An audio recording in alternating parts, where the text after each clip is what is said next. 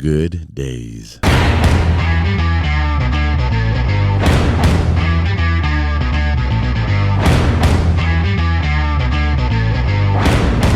Boom and boom. Welcome to the Good Days podcast with Eddy and Charlie, and we are in season 2 of our podcast. And as we mentioned in our last week's episode, that we're going to invite pastors to join us for season 2, and we're going to mix it up a little bit. And again, this podcast is all about practical ministry tools that will help out young pastors, young at heart, and also maybe seasoned veterans. I got it that time. That's right, bro. Yeah. And this is season 2. It's season 2. Charlie, who do we have with us today? So today we are very grateful to have Pastor Ken Murphy, Whoop, whoop. lead pastor Ken Murphy at in the Cypress house. Church in Columbus, Ohio. O-H. I-O. Whoops, there it is, right there. Are you a Buckeyes fan? Only because I have to be. Okay. No, it's really just we live there. Yeah, because you're right in Columbus. Therefore, you're like, wow, you don't really have much of a choice because you'd say, what, 90% of the people in your church are Buckeye fans? Probably 99. 99.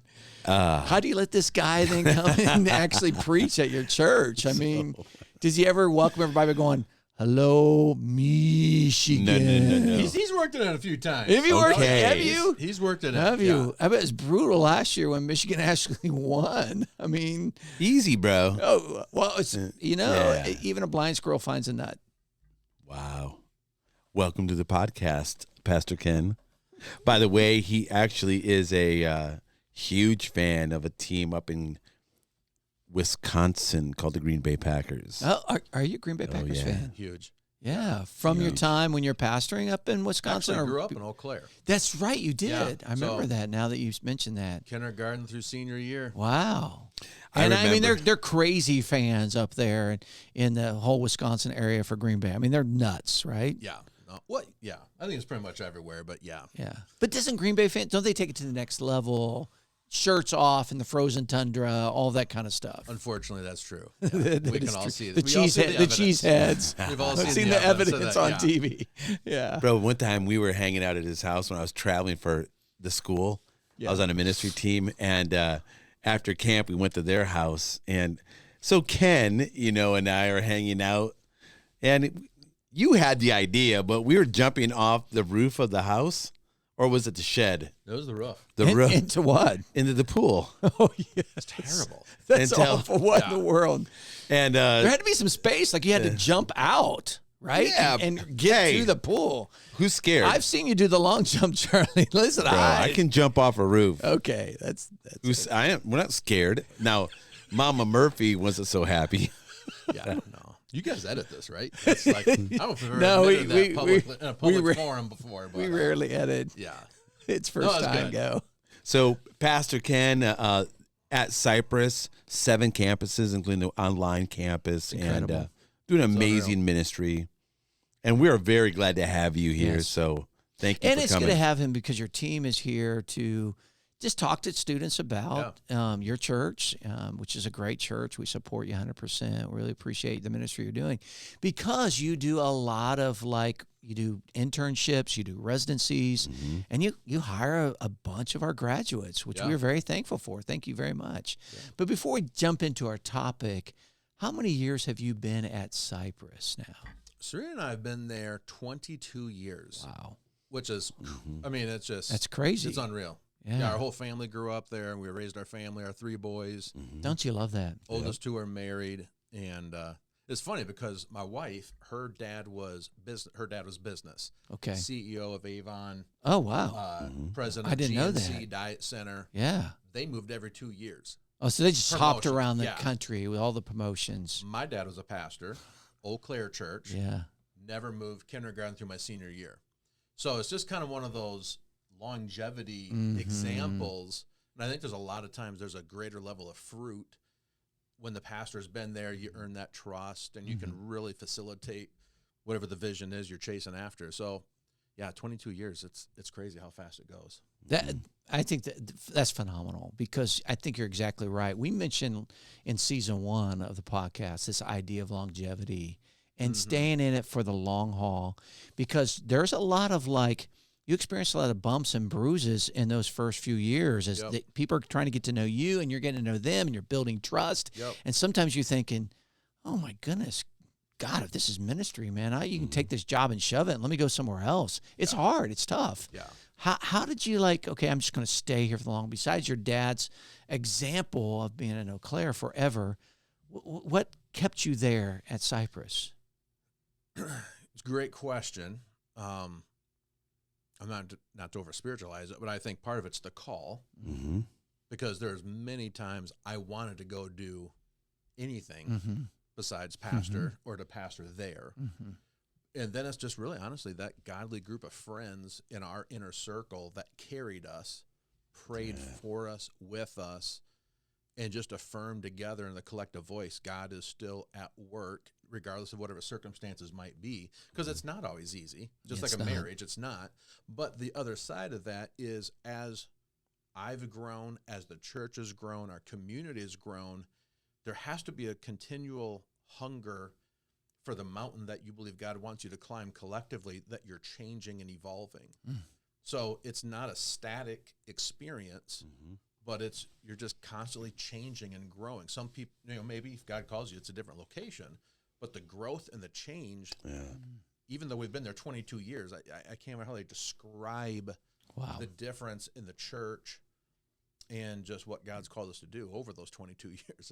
It's an amazing journey, really. We know, Ken, when we talk about our audience is a lot of people that have been out of college for a couple years, and a lot of students as well. We have it's pretty younger, and it's directed specifically to youth ministries, student ministries, generally speaking. So that's our audience. So given that story and your history, what would you say to our listeners who are in that year 2, that year 3, and now they're really facing some challenges, and man, it seems so much easier to do something else?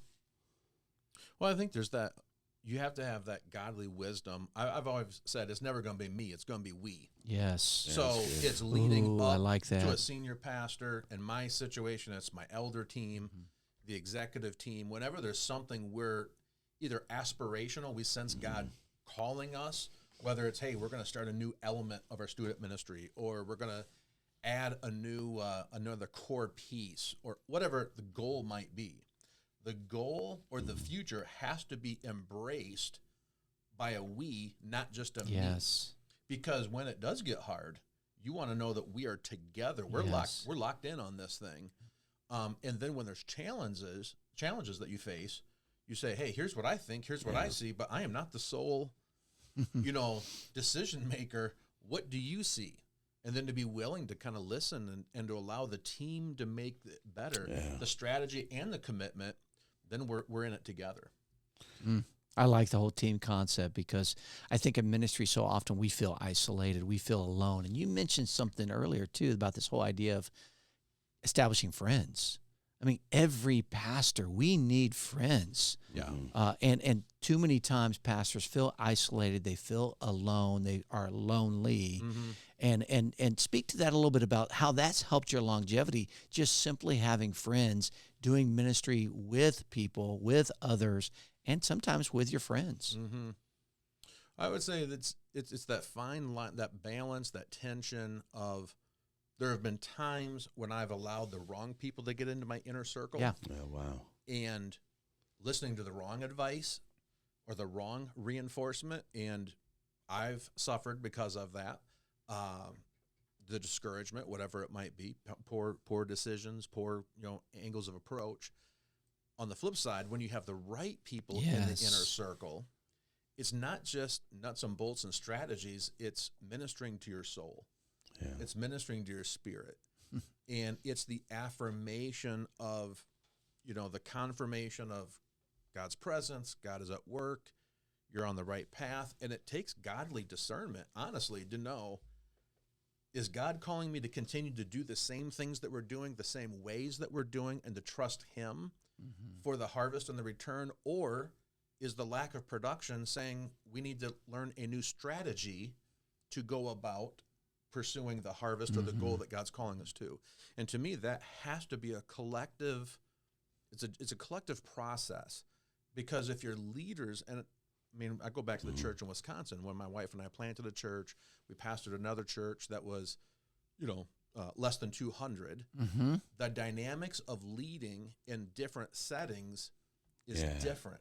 Way different, isn't it? Most churches, they've already seen the previous 5 pastors come before you. Yes. They know that you're going to leave. They're still going to, their family's still going to attend that church. Right. So you have to get buy-in and ownership by the influential people within the church if you actually ever want to see anything significant or new happen. In fact, they might tell you, Pastor, we're still going to be here when you're gone. Oh, I've heard it. And so, if they don't have the buy-in, absolutely, and even get some of their ideas onto the table, you might as well forget it. Yeah. We've all heard the famous Maxwell stories. Was it Claude, the farmer? Claude. Yeah, we've all. But it's true, and every family has a Claude, and every church family has a Claude. Yep, I agree with that. So we're digging into this podcast, and so that relationship we're talking about, luckily enough, I get to hang out with one of my best friends in ministry for all these years, Eddy Shigley. Back at you, Charlie Alcock. So that's kind of like the fun deal about here. Yeah. Now I want to let you know something on the inside. There's times, hang on for a second. This is true, but there's times of discouragement where we've even said out loud, bro, if you weren't here, like I might check out. Yeah. I might be looking for an exit strategy, because we all experience times of discouragement or dry spells in our teaching or preaching, all this kind of things. And it's being able to push through that, but having others that are fighting with you, and they're on the same team, and you're moving in the same direction and trying to pursue Jesus Christ and the ministry He's given you. It's so important. Now, sometimes he's very discouraging when we're driving, and he doesn't respect the Taco Bell. And I hear the dong, bro, and I need that chalupa, you know what I'm talking about, or that Doritos Locos. Those are good days right there. He's got a weak spot for Taco Bell. I'm just saying.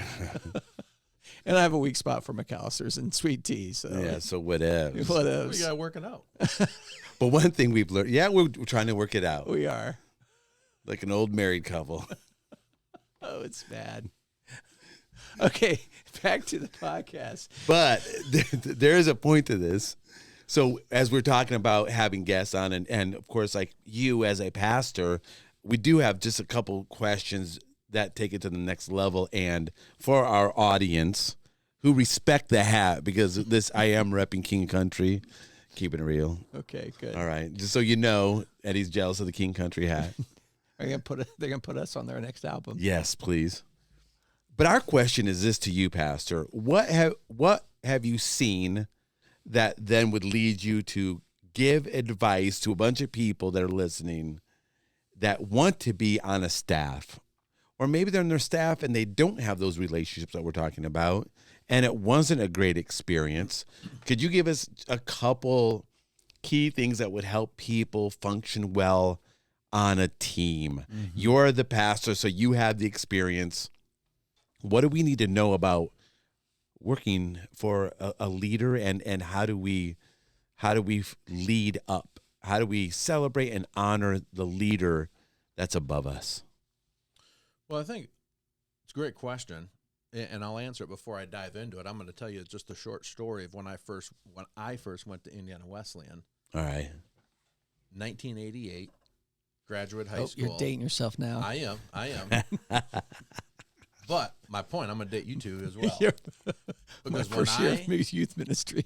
When I came to this campus, there were 4 names that I heard about, but I didn't know them.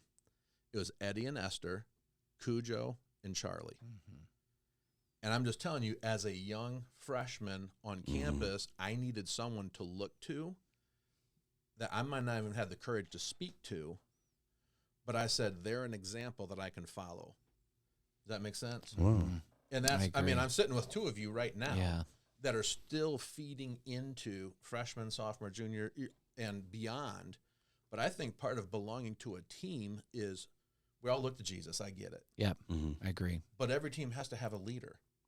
go through. LeBron, Michael, just go down the list. There is a leader that people rally around, different skills, different talents, different abilities. And everyone, what makes a team work is when it literally, and it can be so cliche, but it's team before me. Yes. Go back to that. It's we. It's never me. Mm-hmm.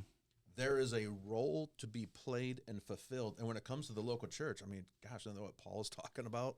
Right. The body of Christ, we all have a function. We all have a role.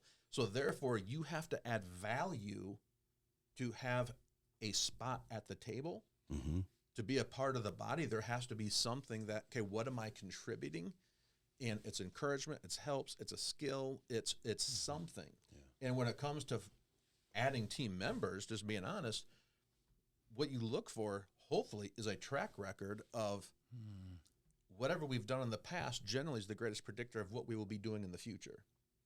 And if it's a cultural fit, because, and I love it, it was Dan Ryland, heard him say it a long time ago, he goes, in God's economy, there's a place for everyone, but every place is not for everyone. Right. Whoa, that's really good. That's excellent. Can you say that again? And it's Ken Murphy said. No, I'm kidding.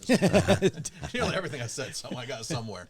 But it was Dan Ryland, and he said, in God's economy, there's a place for everyone, but every place is not for everyone. And that's good. And it could be for a season. Yeah. This is the right spot for a season, but then, things change or whatever it might be. God moves you on. Absolutely. Whatever. Absolutely. And it's, so to me, it's like, how do you help make the team better? Yeah. How do you make like the team that a better? lot. And here's the thing too is you don't have to be the most gifted person in order to be a part of that team. Yeah. You do you embrace team? Are you humble? Are you teachable? Are you willing to do whatever is asked of you? That's part of it too. Yep. And I think part of what another way to put it is back to the good to great model of we want to get the right people on the bus. Yep. And get them in the right seats. It doesn't mean that someone who's not on the bus, it just wasn't a right place or the right time. And it could be later down the years later, that person may join the team, and then it might be the right time. Mm-hmm. I think young people have to understand that because they interview in a bunch of places, and they may get a no, or we've decided to hire somebody else, and that can be so discouraging to them. But to realize it's okay, God's got a place and a time for you. Keep seeking that out. And I think every experience, it's parable of talents. When we're faithful with whatever it is, the position, the responsibility, or the influence, whatever it is that God has given us, when we're faithful with that in God's timing, more can be entrusted to us. And it might be you're in charge of the ushers. Be the best in charge of usher individual you can be. Yeah, absolutely. And I think the other thing that I learned in ministry is I'd find that one key leader, and I'd be like, oh, I made it. Yeah. They're awesome. And then 6 months later, they'd tell me they got transferred, they're moving to a new city. Yes. Oh, I hate that. They got mad at something that happened, and they're moving to a new church. That's even worse. It is. But, it's happened more times than I even care to recall. But again, it's that growing process. Our faith and our hope is in Christ. He's called us to a strategy. It's never going to be me. Mm-hmm. And there's even seasons where God will bring people, whether it's personally or professionally, into your life and ministry for a season. And then God says, no, I want them to move on. And I've got something new in store for you. Wow. That's really good. Our next question down here, Ken, is all right, I'm now in a ministry and I've got to reorient my schedule. I'm not used to working 50, 60 hours a week. At Baldwin, people take care of your dirty dishes. When you're a student, you kind of go to bed when you want to because you might not have a class until later in the day, the next day. And all of a sudden, there's that 12 seconds. That's the amount of time it takes to walk across the stage, receive your diploma, and get to the other side. And all of a sudden, the whole world changes. And now you're looking for a full-time job. And the expectations are so different. So can you help our listeners think about, okay, how do they organize their day and their week in a way that helps them accomplish what they set out to accomplish? And Such not waste time. Such a great question. One of the things I talk about, there's a huge difference between being busy and being productive. Ooh. You can fill your schedule with really good things, honestly, and you're being busy. But at the end of the week, if you look back and say, what did we accomplish, you may not have it. The other thing I always encourage, particularly for if you're on a staff team, is ask your direct report. In many settings, it's going to be a solo pastor, senior pastor, maybe it's the elder team, whatever. Have them help you define the win and the goal, because sometimes I think I know what I'm working on that will be beneficial, but if it's not been clarified, then we can be on still two totally different pages. The other thing we work a lot at Cypress on is, I don't know how else to say it, but we call like lead indicators, lag indicators, like attendance, giving, number of kids showed up at student ministries, whatever. You're just recording what has already happened. To get ahead of it, you have to look at, like, if you say, for example, you need 5 new adult leaders in student ministries to have enough coaches, small group leaders, whatever. Well, if you have to have 5 new leaders, you're probably going to have about 20 conversations. Right. So then you have to plan out, how do you prayerfully develop a list of the right 20 to start with? And then what does it look like to say, I got something I want you to think about and pray about. Could I grab coffee with you? Right. And get to know the person and give I don't want an answer today. I want you to take a week or two and I want you to think about it, pray about it, and I'm going to circle back to you. Because it has to be a spirit. We're not just recruiting salespeople. It's a spiritual move of God, inviting them to a greater place than they've been. But then the strategic part is, if I have to have 20 conversations, then how many conversations per week? When's the goal due by? Does that make sense? Yeah. Because this process could take a month or 2 months or 3 months. Absolutely. And you got to be planning that out. Yes. And can I come back to you and say, hey, Pastor, it was a busy week. I had other things to do. I had another paper. Can I get an extension on my ministry and maybe wait next month? No. Simple answer. No. But yeah, and it really is. Because again, you go back to the real world, it is that simple. Yep. I mean, and in business, if you missed a deadline in a business, marketplace, yep, and you're going to be in trouble. Their bottom line is financial gain, plain and simple. It's either stockholders, shareholders, or privately held company. No matter what the goods and services are, we are in the Church of Jesus Christ, and I think we need to hold ourselves accountable to budgets, to timelines, to communications, every bit as much, if not even more, than whatever the largest business is in your town. That's good. One of the things that you reminded me, in one of the assignments I give our students who are in their pastoral residency, so they're completing their master's online. Yeah. They're at your church or a bunch of other churches, and they're doing their pastoral residency.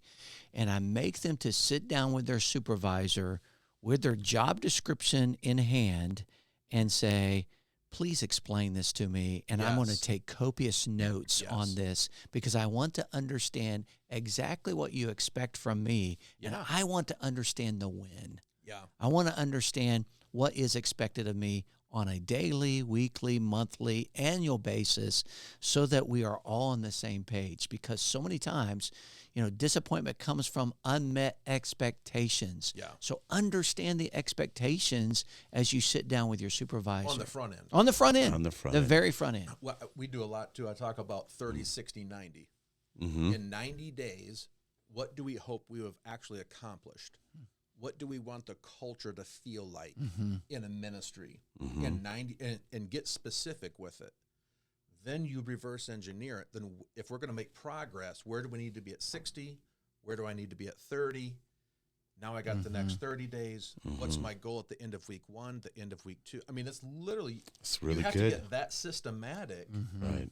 Otherwise, we're going to be busy, but we're not always making incremental progress towards fulfillment or accomplishment. Yeah. So we're coming down to the end of this podcast, but we have about 12 more questions, but we'll give you one more. Yeah. All right. So as the lead pastor, as a senior pastor, do you want somebody to come to you and surprise you or say, well, I thought it was better to ask forgiveness and permission? Oof. Wow, Charlie, you just dropped the bomb, man. I know. There is a bunch of other ones we'll get to next time. I literally just had this conversation with someone the other day, and with my elder team, I've told them, you will never hear anything big from any other person than me, and you'll hear it from me first.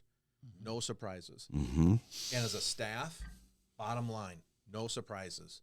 And if anything is going on that's big like that, we got to talk about it now, talk about it early. Mm-hmm. And that's how you build trust, though. It is. This really confirms our end of the season podcast for season 1. We got into this just a little bit, and one of the things we talked about was no surprises, especially with your senior leader, and bad news first. Make sure you come tell me the bad news until I don't hear it from somebody else in the church. You just need that information. And it's not that I'm not supporting you. I want to know how best to support you. But if you can tell me, hey, we might have a problem on our hands, let me give you the background. And let me add one more thing to it. When you bring me the problem, bring me 3 possible solutions. Yeah. Too. Yeah.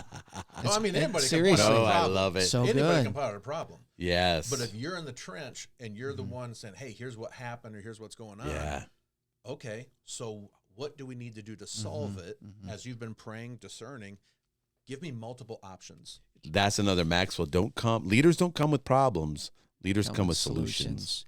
Bro, thank you for being here. Dude, Yes. Dude, it's good having you on season 2. 2 of my idols. Pastor Love Ken Murphy. That's right. And so that wraps up our That's time right. with Pastor Ken Murphy. So how do we end our podcast, Charlie?